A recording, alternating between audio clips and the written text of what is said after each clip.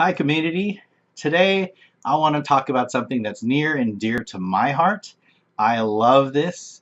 It's baseball or softball, but that game, the game of baseball or softball, I've got my Giants logo here, my Braves logo here. Kind of fun. I didn't do that on purpose. It just happened to be so.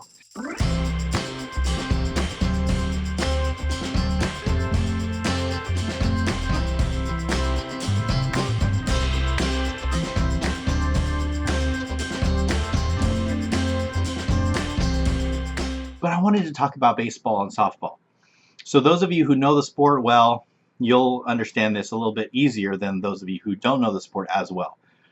The idea behind winning. So I play a lot of softball now. I played baseball as a kid. I love watching baseball, and I play a lot of softball now. So a lot of the teams that I've been a part of, and especially you'll see this in the majors today, people swing for the fences, right? You heard the term, swinging for the fences. That's going for the home runs, right? Just swing for the fences. You'll get a few runs here or there because you're going to power it out and you're going to get a home run here or a home run there. But the problem is with going for the home runs is you strike out too much. You strike out a lot.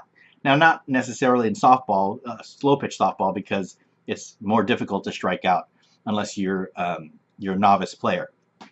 But the idea is you'll swing for the fences, you'll hit a few home runs every now and then, and you'll get some runs. But the way to win in softball specifically, and a lot of times in baseball too, is you get multiple hits back to back to back to back. So in softball, if you try to swing for the fences, you'll get a home run every now and then, but you won't win the game. The people or the teams that win the game are the people and the teams and the players that hit base hits through the holes, in the gaps, from line to line. Go down the first base line, go down the third base line, get it in the gap, punch it through, whatever you do, but getting 4, 5, 6, 7 hits in a row, and then maybe a blast, right? Those are the teams that win, is because they do it time and time and time again. Hit after hit after hit after hit. And that's what it's like with money. We're trying to swing for the fences, especially when it comes to investing. If you're trying to swing for the fences with investing and get that one stock or that one company or that one mutual fund or whatever that's going to hit it big, you might hit it once in a while, but it's not going to get you to the place that you think it's going to get you. The way you win with money is little steps every single day, every single week, every single month, every single year, whatever it might be. Investing, saving, whatever it might be. Consistency every single time. So just put a little bit of money away, put a little bit of money away, put a little bit of money away every single paycheck or every single month or whatever your system is. That's how you build that wealth.